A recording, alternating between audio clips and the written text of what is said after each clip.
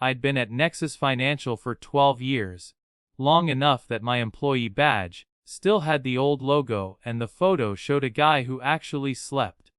Most people thought the trading platform just worked because money likes to move fast.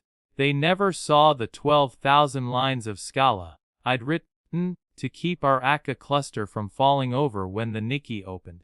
Or the hand-rolled partition pruning I'd added to Cassandra, so we didn't have to buy another petabyte of SSDs every quarter. They definitely never saw me at 3 a.m. in the war room, nursing a cold cup of coffee, while I convinced a misbehaving Kafka broker to give its partition back, before the compliance team noticed we were missing 15 minutes of trade data. The system was mine in the way a scar is yours, ugly, irreplaceable, and proof you survived something that should have killed you. Then Derek Harrington arrived. He showed up on a Tuesday in a navy suit that cost more than my first car, hair parted so sharp it could have sliced bread. 34 years old, MBA from Wharton, 0 lines of production code ever. His first all hands he stood at the front of the auditorium and told us the platform was a legacy drag on shareholder value. He actually used air quotes when he said legacy. I felt my jaw lock so hard I tasted blood. 2 weeks later he scheduled a one-on-one in the glass conference room that overlooks the bay. I brought coffee. He brought a deck titled Engineering Cost Optimization, Phase I. Slide 3 had a pie chart. 62% of our engineering spend was US-based senior talent. The next slide was just 3 words in 96-point font: fix this.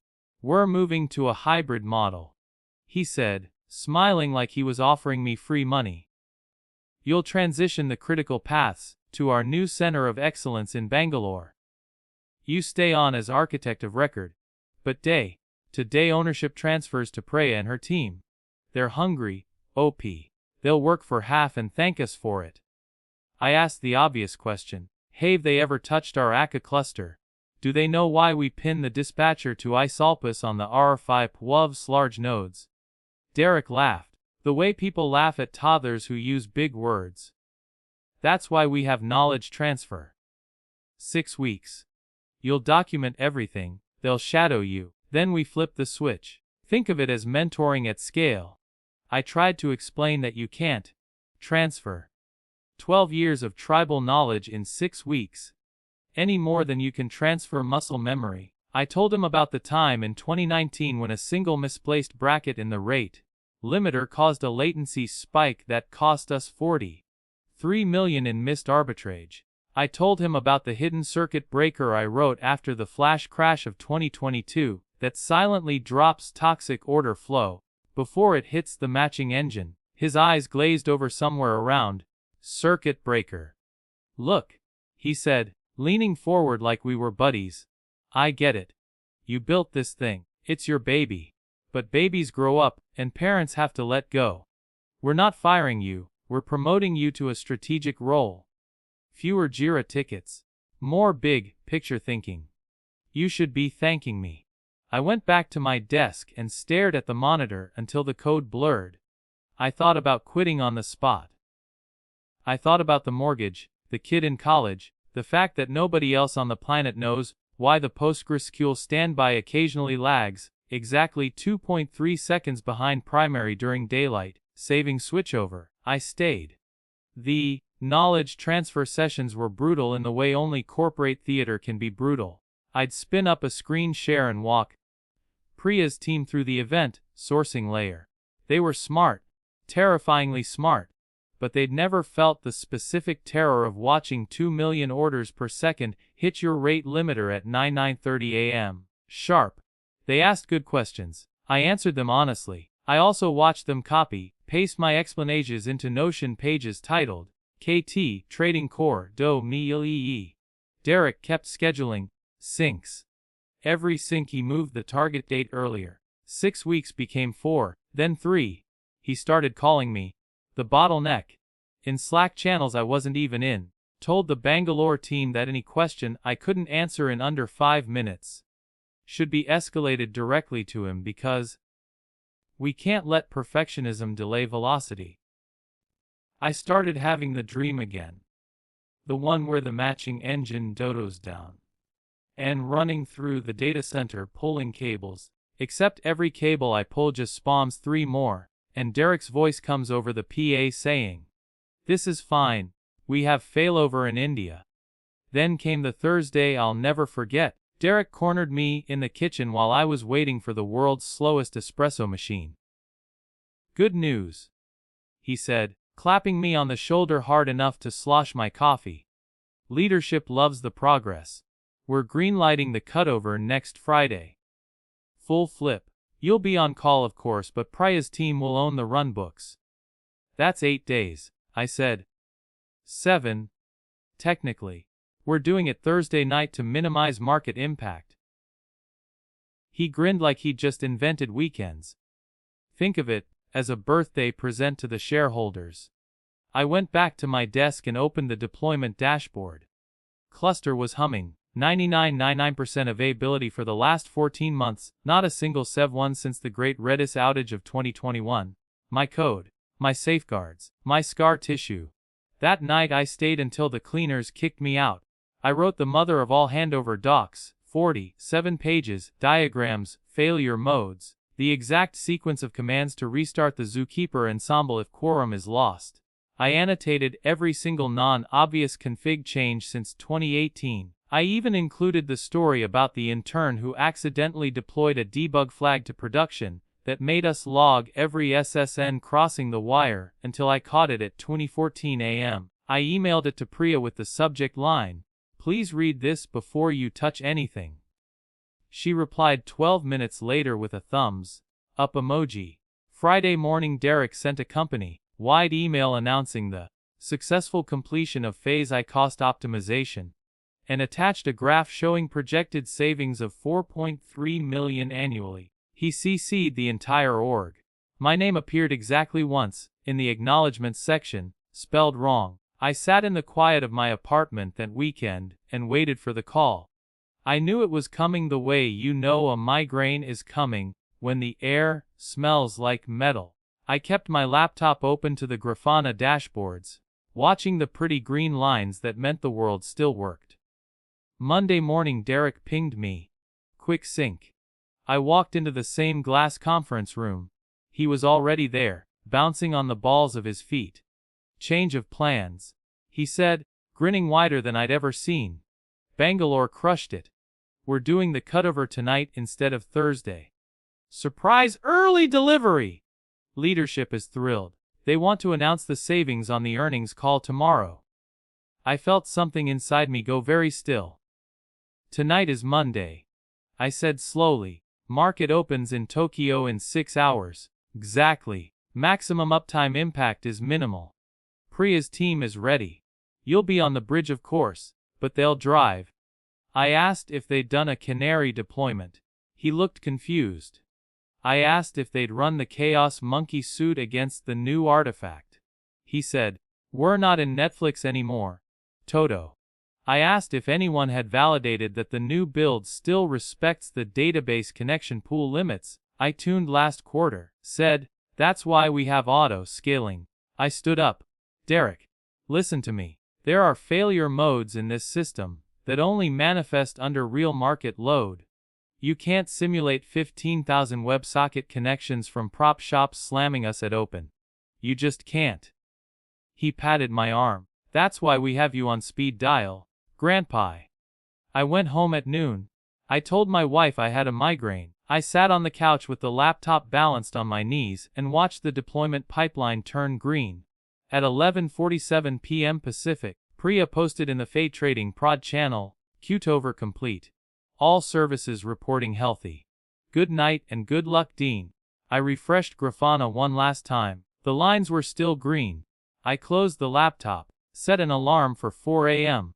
Tokyo open, and for the first time in 12 years, I hoped like hell that I was wrong. I slept 3 hours, maybe 4, the kind of sleep where you dream you're awake and staring at the ceiling fan. At 4:07 a.m., my phone started vibrating so hard it walked itself off the nightstand. I knew before I looked. The Slack icon had 4A37 red messages and the little red badge just said, 9099 suff. like it had given up counting. The first message that loaded was from Priya at 4:02 a.m. Pacific, which is 5:32 p.m. in Bangalore. Hey team, seeing some latency spikes on the matching engine. Anyone seeing this? Then 30 seconds later, orders are backing up in Kafka. Partition lag is climbing fast. Then, guys. By 40:05 the channel was a war zone. Someone posted a screenshot of the order ingress queue 1.8 million messages and rising. Someone else posted a Grafana panel showing P99 latency at 47 seconds and climbing. Someone posted the eggplant emoji, which felt like a war crime under the circumstances. At 4:12 Derek appeared for the first time since the triumphant cutover message. His avatar was still a selfie of him holding a surfboard in Costa Rica. Everyone calm down. This is normal day 1 turbulence. Priya's team has it under control. At 4:18 the Tokyo Open hit. I sat on the edge of the bed, in the dark and watched the dashboards turn the color of fresh blood. The Akka cluster I'd spent 6 years tuning started dropping actors left and right because the new team had bumped the dispatcher throughput config to maximum. Thinking bigger numbers are always better. The matching engine began double matching orders because someone had commented out the idempotency key check to reduce CPU cycles. The circuit breaker I wrote after the 2022 flash crash never fired because they'd wrapped it in a try. Catch that skloa captions and log them at DBBG level. By 4:25 the arbitrage desks smelled blood. The big prop shops wrote their own chaos monkeys years ago. They just point them at whoever's slow this week. 15,000 WebSocket connections became 50,000, then 100,000. Each spraying orders as fast as the exchange would take them. Kafka lag hit 42 million messages. The consumers couldn't keep up because the new team had proudly optimized the poll interval from 100 ms to 3 ms to reduce latency. At 4:41 the primary PostgreSQL instance ran out of connections and started refusing new ones. The standby tried to take over but couldn't because the new failover script assumed the replica was always exactly caught up, and it wasn't, because someone had disabled while archiving to save disk space. At 4:53 the first exchange disconnect happened, then the second, then all of them. The matching engine went dark. For 12 minutes there was no price discovery on half the US equity options market. 12 minutes is an eternity when you're leveraged 500 to 1. That's when my phone started ringing, not Slack pings, actual calls. Derek first, then the CTO, then the general counsel. I let them all go to voicemail. At 5:12 a.m., Derek sent me a direct message that just said, "Bridge now." With the Zoom link, I showered, shaved, put on a clean shirt like I was going to a funeral. Because I was. The bridge had 187 people on it. Half the exec team, the entire Bangalore night shift, a dozen shocked juniors who'd been dragged out of bed, and one very quiet Indian woman whose camera was off but whose name was Priya, team lead. Derek spoke first. "OP, thank God. We're seeing some instability. Can you jump in and help stabilize?" I waited a long beat. "No." Silence you could have bottled and sold as anxiety medication. Derek tried again. "This isn't the time for games. We need your expertise. You fired my expertise last night when you cut me out of the runbooks and told the team my safeguards were technical debt." The CTO unmuted. "Op. We can talk about titles and reporting lines later. Right now the market is on fire." I watched the Grafana tabs I still had open. The cluster was completely down now. Both Cassandra and PostgreSQL were in full meltdown. The new team had triggered a manual compaction on every node at once because the dashboards showed high disk usage. Compaction locked the nodes for 43 minutes. During those 43 minutes the order book lost referential integrity and started accepting negative prices. I said the sentence I'd rehearsed in my head for weeks. My resignation is effective immediately. I've already disabled my credentials. Good luck. I left the call. For the next 6 hours I sat on my couch drinking coffee and watching the apocalypse unfold in real time on the internal channels I still had access to, because nobody had remembered to deprovision my read-only service account. At 6:02 a.m. Pacific, the SEC called the first trading halt on any symbol we touched.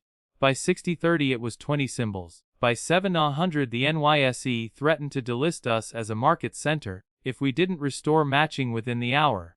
At 7:12 someone on the bridge asked if we could roll back to the old artifact. Derek said yes. Someone else pointed out that the old artifact had been deleted from Artifactory 2 days ago to free up storage. Derek asked if we had backups. The DevOps lead quietly admitted they'd turned off nightly image backups because nobody ever uses them, and they were expensive. At 7:45 Bloomberg ran the headline, EX FINANCIAL Tier DF MELTIPE halts. At 8:03 the first-class action law firm announced they were investigating. At 8:27 the offshore vendor sent an email to Derek and the entire leadership team. Due to unforeseen circumstances beyond our control, our team is no longer able to provide support effective immediately. Please contact us for final invoicing. Translation: They saw the blood in the water and bailed before the lawsuits named them. At 9:02 a.m. the stock opened down 43%. At 9:17 my phone rang again. This time it was the CEO, a man I'd met exactly twice in 12 years. His voice was hoarse. Name your price. Whatever you want. Just come fix it. I told him I was already in the car on my way to the office. I didn't tell him I was gonna collect my personal laptop and the framed photo of my kid from my desk. Nothing else. I walked through the lobby at 9:45. The TVs on the wall were all tuned to CNBC. The Kyron Reed Nexus Sierras Halit Reisumes Tierdinjadi 10:30. Security tried to stop me at the turnstile. My badge was dead. I just looked at the guard and said, "I'm the guy they're waiting for." He let me through. The trading floor was a mausoleum. Every monitor showed red. Grown men were crying at their desks. One guy was throwing up in a trash can. Derek spotted me from across the floor and came running like I was the Messiah. His tie was gone, his shirt soaked through with sweat. OP. Thank God. We need to rebuild the cluster from scratch. We still have the Terraform scripts, right? I looked at him for a long time. You deleted the Terraform state bucket last week because it was costing $11 a month. His face folded in on itself. I walked to my desk, unplugged my laptop, took the photo, left the badge on the keyboard. On my way out I passed the war room. Every seat was taken. Someone had written Kale on the whiteboard in dry erase marker. At 10:29 a.m. trading resumed. The stock opened at 9.42. It had been 127 on Friday. At 10:46 the CFTC announced an emergency investigation. At 11:03 the first customer canceled their co-location contract. By noon we'd lost 42% of order flow. By close of business it was 71%. At 12:17 p.m. Derek was escorted out by security. Say he was still screaming my name in the elevator. At 4:58 p.m. the board announced the CEO had resigned to spend more time with his family. At 6:22 p.m. I got a text from Priya. Just 3 words. I am sorry. I didn't reply. At 7:45 p.m. I sat on my back porch with a beer and watched the sun set over the bay. My phone was off. For the first time in 12 years, none of the graphs were my problem anymore. They say the final damage was north of $8 billion when you factor in lawsuits, lost revenue, and the fire sale acquisition by a competitor 6 months later. They also say Derek now sells solar panels in Arizona. I got a job offer the next week from a crypto exchange that wanted someone who understands what happens when you let MBAs touch production. I took it. The signing bonus covered my kids' tuition and bought me a very nice bottle of Japanese whiskey. Sometimes, late at night, I still dream about the cluster. But now when the cables multiply and Derek's voice comes over the PA, I just reach over and unplug the whole rack. Then I wake up smiling.